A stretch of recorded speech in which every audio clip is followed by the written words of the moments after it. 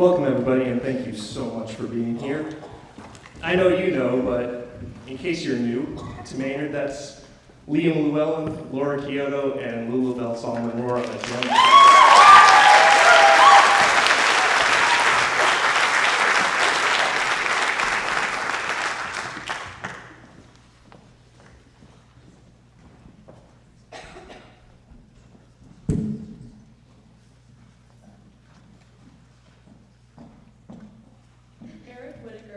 October with the intention of evoking a peaceful musical representation of the month he has called his favorite, and the feelings this month evokes for him. He writes in his program note, October is my favorite month. Something about being surrounded by an array of colors in the crisp autumn air and the subtle change in light always makes me a little sentimental, and as I started to sketch it, I felt that same quiet beauty in the writing. The simple pastoral melodies and the subsequent harmonies are inspired by the great English romantics Vaughan Williams and Elgar, as I felt that this style was also perfectly suited to capture the natural and pastoral soul of the season. I'm quite happy with the end result, especially because I feel there just isn't enough lush, beautiful music written for winds. Whitaker's October, although lush and beautiful like the music of the great English romantics, was a game changer for band composition when it was first performed and published in 2000. His use of multiple polyphonic melodies, unusual and challenging tonal centers and key relationships, colorful and dissonant harmonies, and pianistic melodic lines helped to shape a new age of lyrical music for wind ensembles. We hope you enjoy October.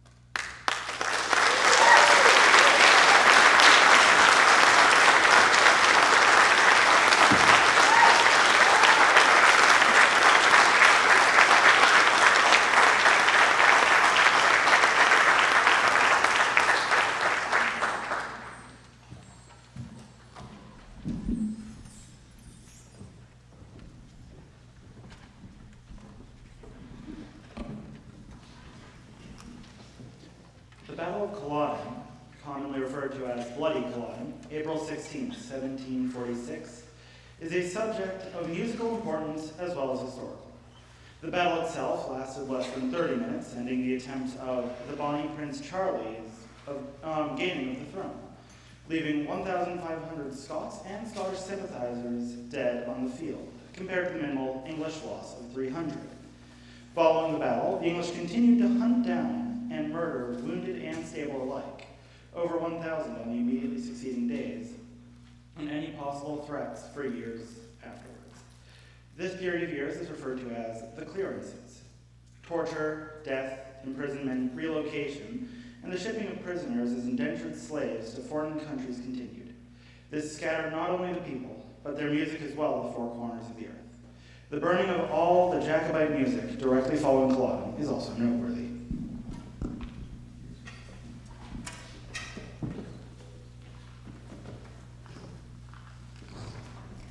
Julie Giroix's objective with this piece was to locate and present the popular Scottish, Highland, and Gaelic music leading up to this battle and the music that came about because of it. Not only did she find a vast number of wonderful airs, strathspeys, reels, jigs, laments, and many others in Gaelic and English, but she found that many music historians had never heard most of them before. Giroux was able to locate music written by actual survivors of Culloden, some composed in prison, and obtained several works belonging to Neil Gow, who won the national fiddling competitions in Scotland in 1745, the Simon Fraser Collection, and several other noteworthy publications from that time period. Being folk music, it was traditionally passed on by ear with words changing to fit the occasion. Hundreds, probably thousands, of scant melodies were little more than 8 to 16 bars in length, some with many variations boasting separate titles, with many having been ancient sets. Only a handful bore a composer's name. Culloden is an attempt to present these works in Giroix's own way without losing their original charm and flavor.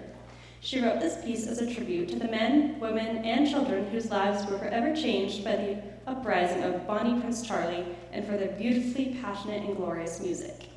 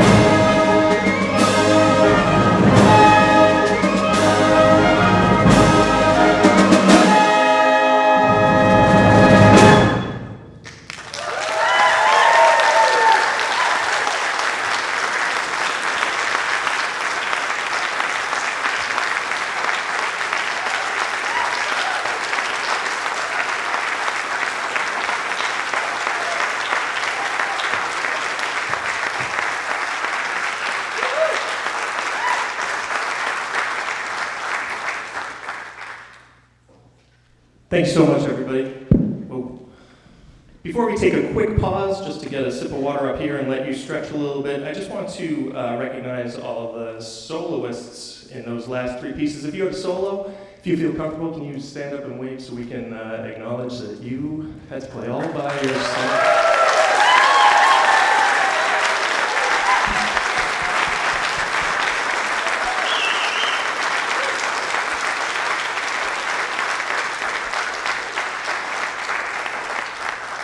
Again, thank you so much for being here. We will be back in 6 minutes and 42 seconds.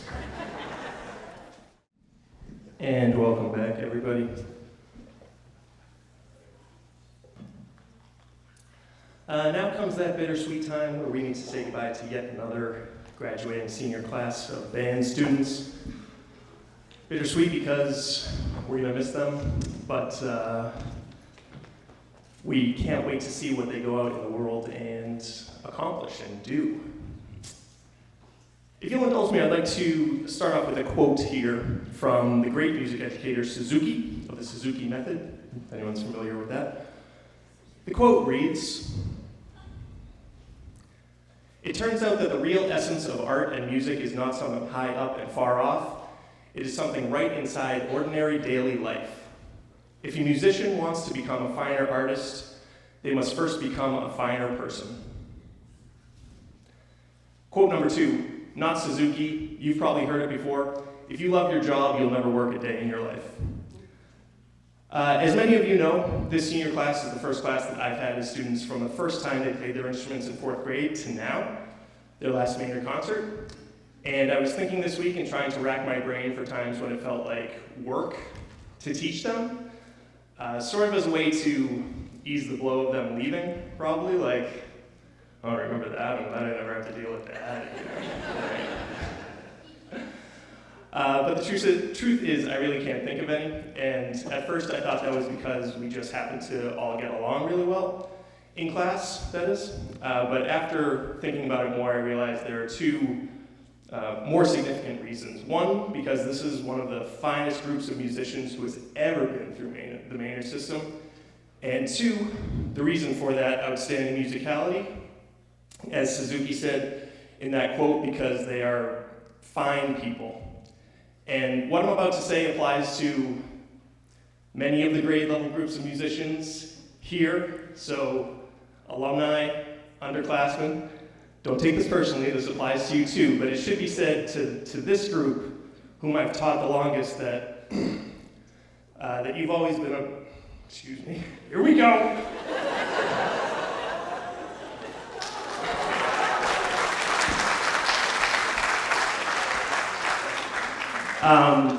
Seniors, you've always been a bright spot in every day of my Maynard teaching career, and any teachers know that there are some rough days sometimes, but I always look forward to seeing you, and I just want to thank you for being fine musicians and even finer people, and I can do it. Thank you for making me love my job from the first day we met in 4th grade.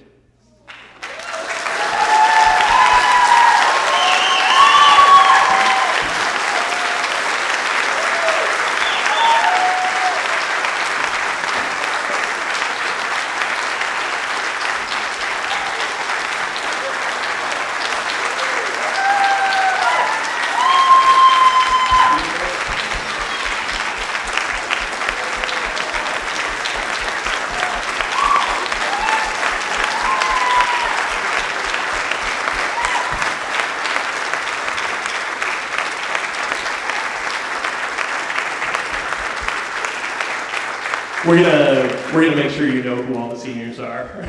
Right. Seniors, why don't you come down here in the front of the stage, because there are a lot of you, and I don't think we're gonna fit up there.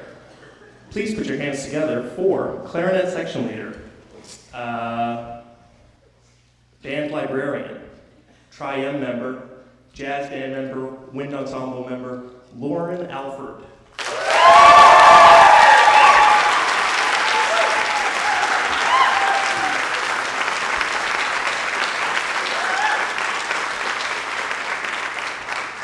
Flute section leader, band librarian, tri-M member, flutist in jazz band and wind ensemble, Sarah Alford, everybody.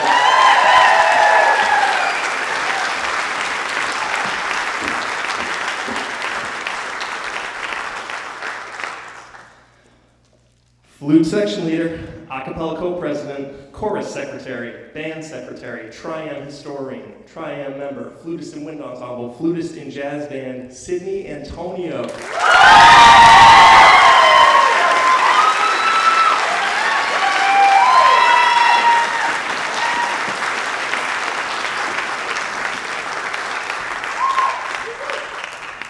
Our sergeant at arms, he keeps everyone on task, especially when taking care of our equipment. Percussionist, Joey Brown.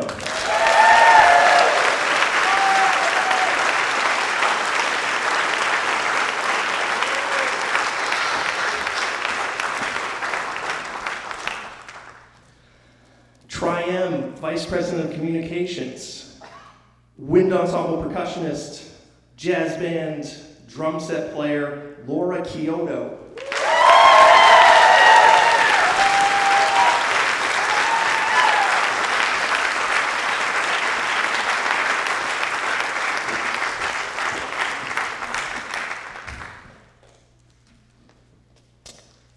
Also tri-am VP of Communications, bass section leader, bassist, electric bassist, and I have to say this year because I think she took it the wrong way last year. The best electric bass guitarist I could ever hope to have in bands, Nina Kyoto.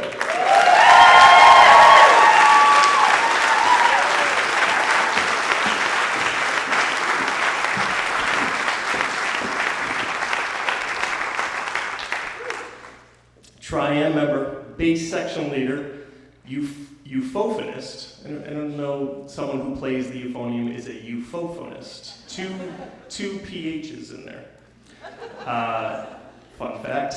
But also tuba player in wind ensemble, that's Emma Cryan.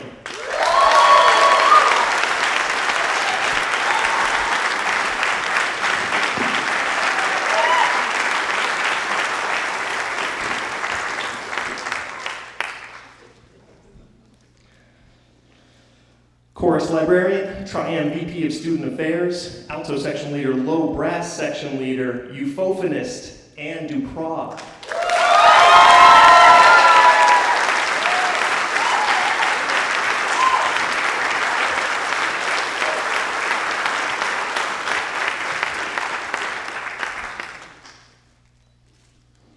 A cappella co-president, band president, tri-am co-president, baritone section leader, saxophone section leader, alto saxophonist, and you'll see in the second half, soprano saxophonist, all-state saxophonist, Alvaro Gonzalez-Oriana.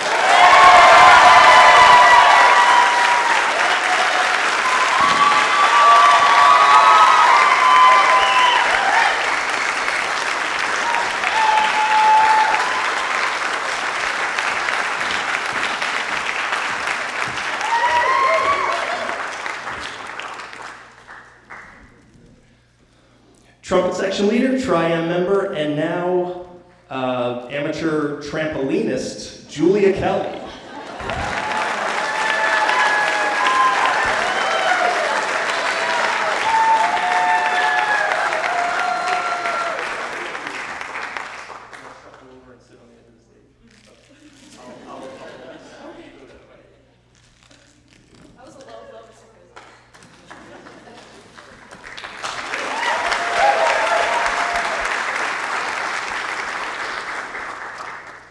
Tri-am member, flutist turned saxophonist, Monica Kells.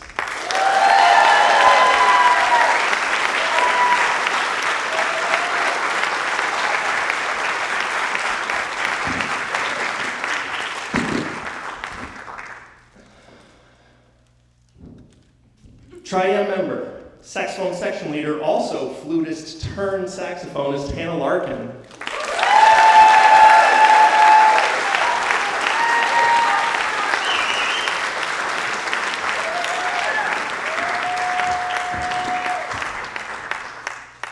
Tri-am member, and you'll see him Captaining our drum line on Monday at the Memorial Day Parade, Liam Llewellyn, percussionist.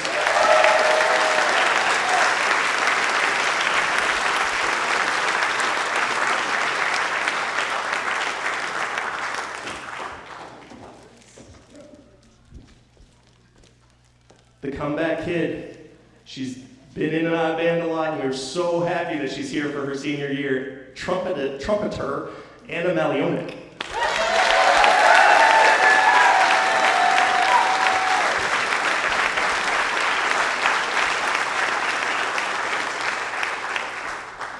Trombonist and mountain biking, I think it is, right, Connor? Probably the record for most injuries by someone in bands, Connor Noceda.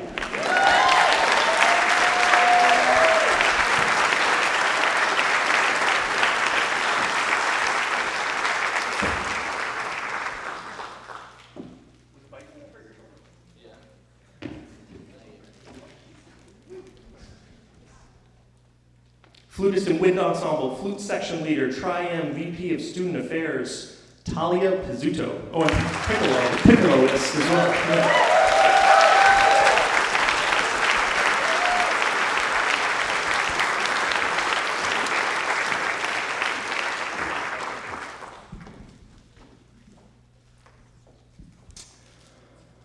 Chorus librarian, band librarian, Tri-M secretary, percussion section leader, alto section leader, percussionist in wind ensemble, set player in jazz bands, Lula Bell Solomon Gore.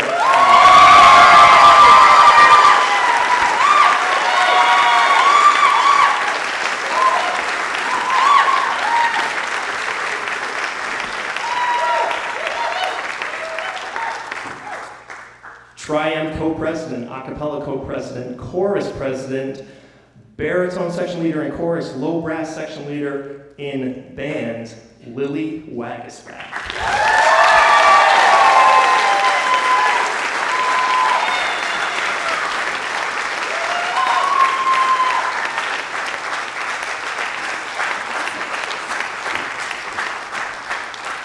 Lily Goose Wagisback, Goose. And, last but not least, Tri-M treasurer, drum major, band librarian, percussion section leader, percussionist in wind ensemble, and an incredible mallet instrument player, Megan Ray.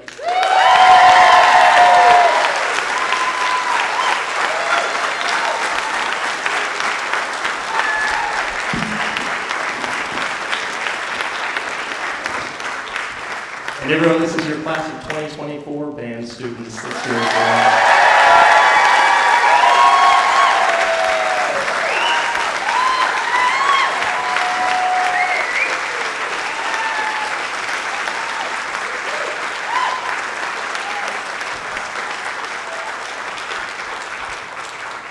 Like I said, we can't wait to see what all these students do in the future, helping people, making the world a better place. We expect great things because you're all fine people. And although we look forward to the future, we do want to celebrate all of the good times. So we're going to play you a song called Solas Ane, or Yesterday's Joy.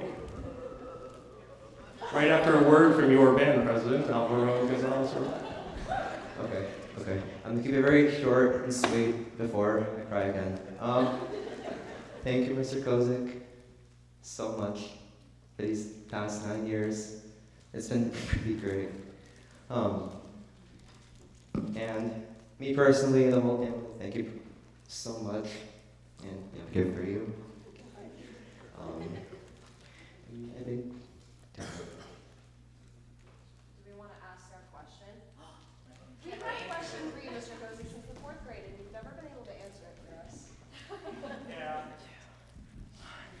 What's your favorite cookie?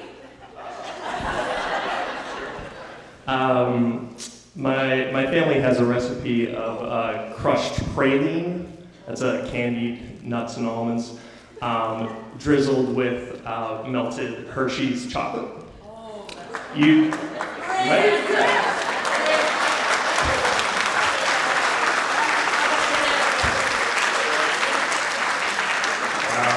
So That is my favorite cookie. I do remember that. I should have seen that coming. All right. Thank you all. Let's play some music. Thank you, everybody.